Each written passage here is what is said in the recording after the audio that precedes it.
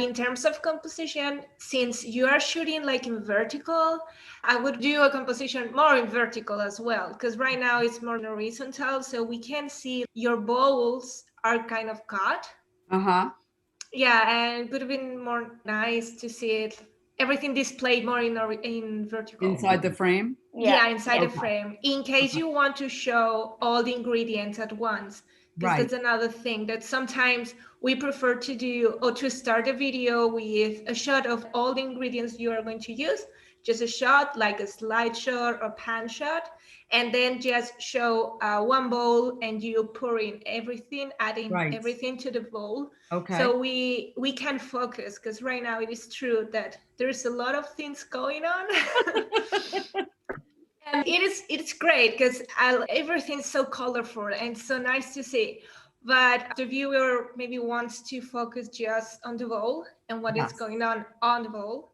Yeah, Sarah brings up a great point. So we work with a range of clients, right? So we have clients who is like, this is very much a tutorial video. They don't need anything excess, and they're very specific, like everything you use is white, so that you know exactly where the viewer's eyes are going to go. There's no distraction. Where we have other clients who like to bring their personality in it. They like to have more colorful props.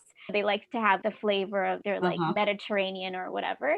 So it's really up to you how much of that tutorial versus personality. And it's usually a hybrid of the two. So like where you want to go. But I would say a thoughtful process before you film is like, okay, where do I want this video to go? And then you think about that. So for us, we always film in widescreen, but we always film for square or vertical. So like, how would I do that with my phone? So you would, in this case, right. Okay, so the question you would ask is, where am I posting this video? If you're posting it in multiple places and you need to keep that in mind, then you would turn your phone so it films actually in widescreen, but whatever you want in the shot is in the center so that it works for square and so it works for vertical. Okay, that makes sense. I, like you, don't like to have my body or my face in the shot. So I would say you could easily take out your full body from the shot as well. Like we see a little bit of your my apron and my hands. Right. Yeah. No, your hands are good. We need your hands. You need the hands, right? Yeah, we need your hands. The hands are not, they can't go anywhere. But you could probably have moved your my body somehow, the body outside of the frame. And I would say, just aesthetic wise, wood on wood, if you wanted to use the wood cutting board, two things: either we would have taken away the wood cutting board, or we would have used white tablecloth or something that would contrast nicely with wood, because wood is great, and it brings it out when it has a nice contrast. Oh yeah, that would have looked much better. You're right. Yeah. And then similar to what Sarah said, so there were two ways to do it. If like you wanted to have all of the ingredients in all the shots, you could just position it to make sure they're all in the frame in some thoughtful way. Otherwise, you could have just brought them in one at a time. One at a time. Yeah. So I think we can continue. You can also show it to the camera a little bit. Like when once you put your ingredient in the frame, or you pull your ingredient in the frame, you can just show it to the camera so the audience can clearly see what you're about to put in. Right. Right. I've seen that. Like you come closer to it, and then Tuna is the way I'm going to show you. My girlfriend Susie makes it this way, and she's the one who told me how to do it. So I just add a can of tuna.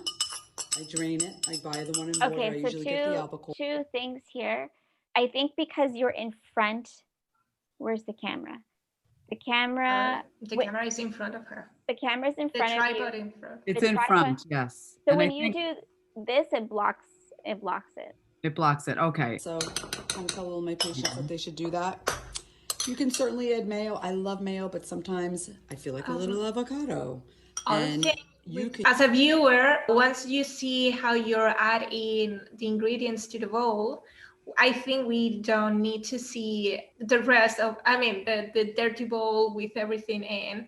So like once, you just can add it and take it away from the scene, and everything is more clean, and we still focus on the actual food. Yeah. Even for us, even if we're using a utensil in that shot, we don't even put the utensil in the scene. So you throw it. It only it only comes in if it's in her hand, and then it leaves in her hand.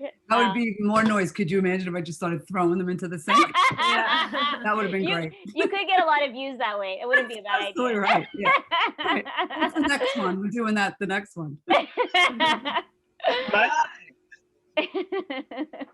Yeah, you could tag us in it. So that's right. That's right. So we would remove. So if we were filming this, we would remove the yellow bowl with the spoon. We would also even remove the utensil, the mustard and the Yeah. I mean, you can keep those ingredients in if you want to keep them in, but again, you don't want to confuse the viewer where their eyes should be going. Mm-hmm. And then like how I'm holding the bowl over that, like where you don't see underneath, like what else could I have done with that? I mean, this is totally fine if you're just doing overhead. Later on, if you ever want to soup up your game, you can always, we usually have 2 cameras going at the same time, one overhead and side, so that when something doesn't work overhead, we go to the side. And also certain things just look more pleasant on the side. We actually looked at your second video as well, and we thought that could have worked totally on the side because there was a lot of liquid. Like liquid usually looks very pleasant to the eye. The dressing. Yeah, the dressing. Mm-hmm. So like you could have done that totally on the side. When we do dressing, it's usually almost exclusively on the side. Okay. And then how do you switch? I know somebody that does this in her own kitchen. She's a dietitian and she wears like a lavalier and she's got the whole setup, like professional. And I'm like, oh my God, I wish I could do that, but I can't right now. But she and she does this, consistently. I mean, you could do that actually. If you're a rebel, if you basically you need 2 devices, you could have 2 cameras, one overhead, one side, and the side we don't touch usually. You just make sure the angle works for all of it, and you just have it running. And the overhead, you have it running, and then in post-production is when you slice and dice it. Oh, I see. So it's not like you switch back and forth or anything. No, that's too much for anyone's brain. Awesome. That's a great tip. Thank you so much for that. And the next trick, the thing that my friend Susie taught me, was to add some onion powder, any kind you like. That gives it a really, really nice flavor. For this kind of shot, because you were coming in from the top of the frame, if it was rotated, it would have been better for the viewer, because they wouldn't have to read the label upside down. So it would have been true. Okay. Yeah, absolutely. Yeah.